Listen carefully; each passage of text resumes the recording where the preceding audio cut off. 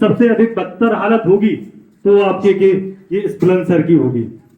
और आप देखेंगे कि इसमें जो एनसीआर के हिस्से हैं, गौतम बुद्ध नगर है, आपका मेरठ है, बागपत है, उधर आपका हापुड़ है, और जो आसपास का जो दिल्ली का एनसीआर है, पूरा जो क्षेत्र है वो कितना डेवलप हो चुका है और हमारा क्षेत्र जो है उसकी हालत क्या है।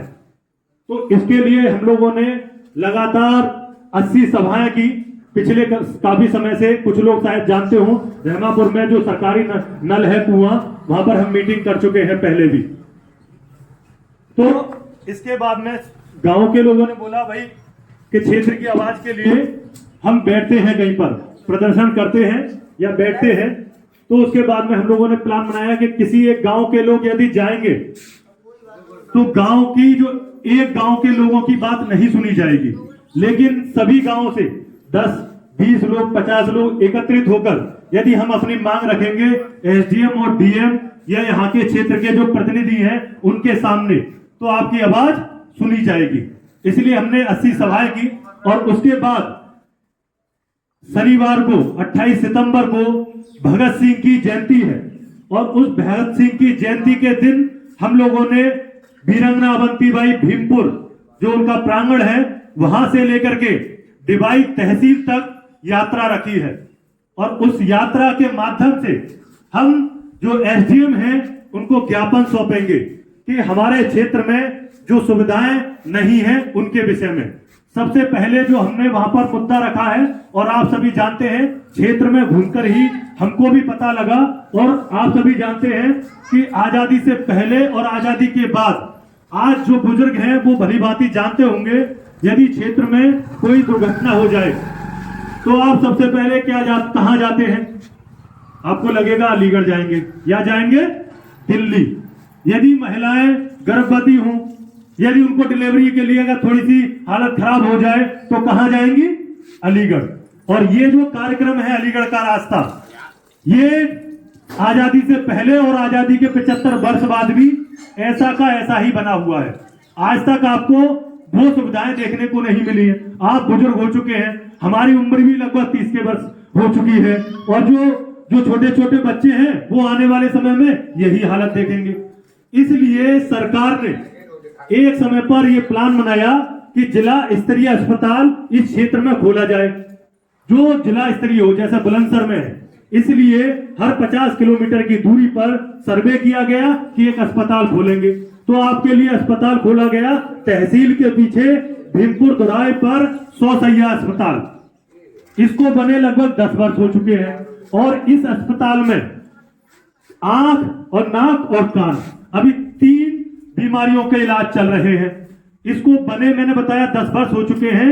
यदि आप जाकर के देखेंगे, इतना अच्छा इंफ्रास्ट्रक्चर है उसका कि ऊपर पूरा मंजिल बना हुआ है, ऑपरेशन थिएटर, आईसीयू, और आपको हैरानी होगी उसमें जो ऑक्सीजन प्लांट है वह भी है। क्योंकि आपने देखा कोविड के समय पर कैसे ऑक्सीजन के लिए लोग भीड़ लगा रहे थे और ऑक्सीजन सिलेंडर नहीं मिल रहे थे। 1-1 लाख रुपए का एक सिलेंडर मिल रहा था। इसलिए उसमें ऑक्सीजन प्लांट की व्यवस्था है। 100 शैय्या का अस्पताल है, प्रत्येक बेड पर ऑक्सीजन की सुविधा भी है, लेकिन वह बंद पड़ा हुआ है। आप जाकर के देखना, वो बंद पड़ा हुआ है। उसमें इलाज जो मिलता है, मैंने बताया, ईएनटी, आंख नाक कान और कुत्ता काटे की दवाई मिलती है, और वो भी तब जब किसी की डेथ हो। और जो आंख बनवाने जाते हैं, आपको पता होगा, उसमें जो निःशुल्क सेवा है, और उसमें 1200 रुपए आंख के जो मोतियाबिंद है उसके लिए जाते हैं। और बाहर आप फ्लेक्स को उस पर बोर्ड पे पढ़ के देखेंगे कि निःशुल्क है। जब निःशुल्क है तो 1200 रुपए किस बात के लिए जा रहे हैं? कभी आपने नहीं सोचा कि वो 1200 रुपए लिए क्यों जा रहे हैं? और 1200 रुपए आप सोचिए, एक दिन में 100 लोगों की आंखें बनती हैं उसमें। उस दिन जब मैंने पूछा था 150, उस दिन मैंने जब मैं गया वहां पर तो मैंने पूछा और देखा वहां पर 150 लोगों की आंखें बन रही थी। तो 150 यानी कि मैं तो एवरेज लगा रहा हूं कि 100 लोगों की आंखें बन रही हैं। 100 लोगों और एक व्यक्ति से 1200 रुपए लिए जा रहे हैं। तो 100 गुणा 1200 करिए, कितने रुपए हुए? 1,20,000। एक दिन के 1,20,000 रुपए हो गए। आप सोचिए महीने के कितने हुए, 1,20,000 तो 36 लाख रुपए आपके क्षेत्र से ये आपके जो बुजुर्ग हैं वो दे करके आ रहे हैं। लेकिन आप सोचते हैं प्राइवेट में तो 10,000 रुपए लग रहे हैं, तो अगर यहाँ पर 1,200 रुपए में काम हो रहा है तो कितना अच्छा है। लेकिन ये जो 1,200 रुपए जो आपको कम दिखाई दे रहे हैं, ये महीने के 36 लाख रुपए हैं जो गरीब के घर से जा रहे हैं। 1,200 रुपए में कोई ऐसा व्यक्ति भी है जो अपने घर का खर्च भी चलाता है, और 1,200 रुपए में एक बुजुर्ग की आंख ठीक करवा रहा है जो निःशुल्क बनती है। उसका वीडियो एविडेंस मेरे पास है, जब चाहे रिलीज कर सकता हूं। ये मैंने खुद जाकर के वहां पर देखा है। लेकिन चलिए हम मान लेते हैं उसमें आंख नाक कान की दवा मिल रही है, लेकिन आपको हैरानी होगी उसमें जो सुविधाएं हैं उसके लिए जो सेंशन हुआ था, आप जानकर हैरान होंगे। यदि कोई दुर्घटना हो जाए तब भी उसमें भर्ती हो सकती है, लेकिन है नहीं। यदि कोई महिला गर्भवती हो तो डिलीवरी के लिए भी उसमें आप जा सकते हैं, लेकिन ऐसा है नहीं।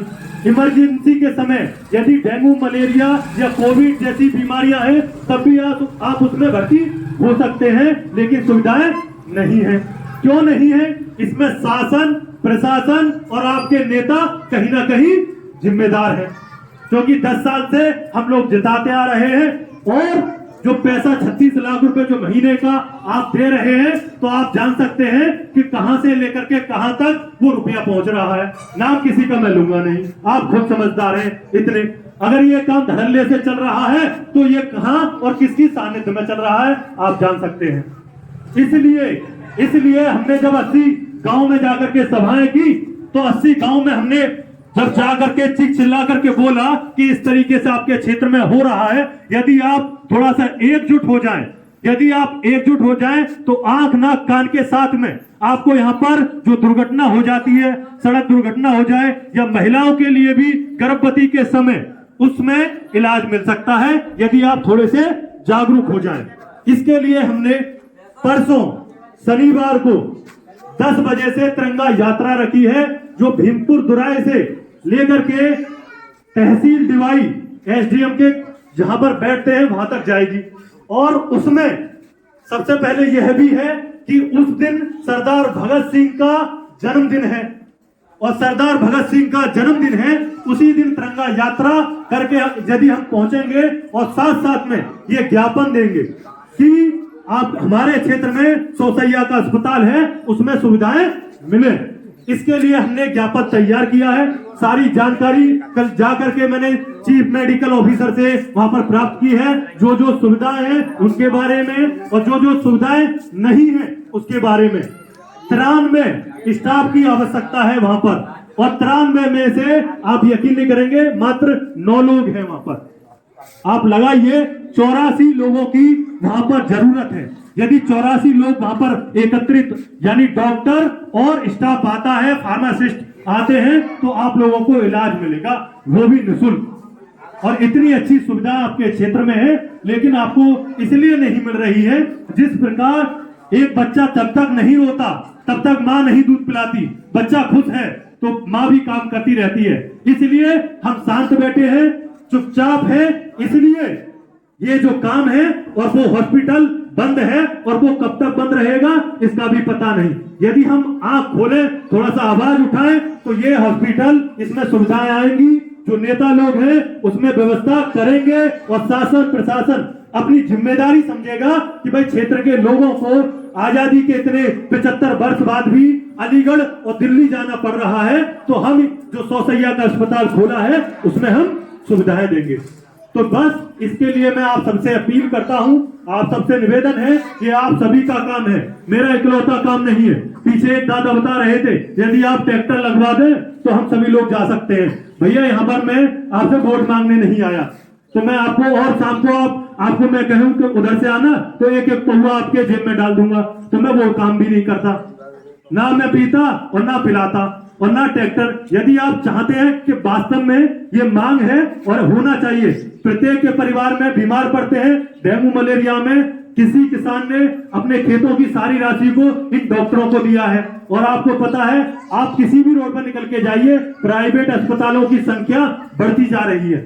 और वो इसलिए क्योंकि सरकारी अस्पताल ठीक से काम नहीं कर रहे, उनमें सुविधाएं नहीं मिल रही, इसलिए लोग प्राइवेटों की तरफ जा रहे हैं। इतनी अच्छी सुविधा है, यदि आप सब लोग जाकर के थोड़ा सा आवाज उठाएं, एसडीएम के कानों में डालें, जिनकी आंखें बनी हुई हैं, वहां पर बनवाई होंगी, जिन्होंने 1200 रुपए दिए हैं, वो भी जाकर के बोले, तो ये जो धंधा है वो भी बंद होगा और साथ में ये सुविधाएं भी होंगी यदि हम सब लोग एकत्रित होकर पहुंचे। मात्र 1 घंटे का प्रोग्राम है, 10 बजे करेक्ट 10 बजे पहुंचना है और 10 बजे जाकर के पैदल यात्रा, जो तिरंगा यात्रा होगी हमारी, और वो भीमपुर दुराई से तहसील तक जाएगी और आप सभी लोग पहुंचे। तो मैं बस पूछना चाहता हूं कि आप पहुंचेंगे? एक बार हाथ उठा के बताइए, पहुंचेंगे? पहुंचेंगे? भारत माता की, भारत माता की, इंकलाब, इंकलाब। आपने इतने प्यार से सुना, उसके लिए बहुत बहुत धन्यवाद। और आप सभी से निवेदन है, आप संख्या में पहुंचे और जिस दिन संख्या में पहुंचेंगे ये काम होगा। और मुझे पूरा विश्वास है और आप लोगों को भी लगेगा क्या वो भी क्या आश्वासन देते हैं, और ये हमारे कानों में आएगा। यदि नहीं होगा, हम फिर से एकत्रित होंगे महीने 2 महीने में और फिर से जाकर के तहसील को घेरेंगे। तो ये हमारा लगातार जब कार्यक्रम होगा तो ये सुविधाएं होंगी। जय हिंद।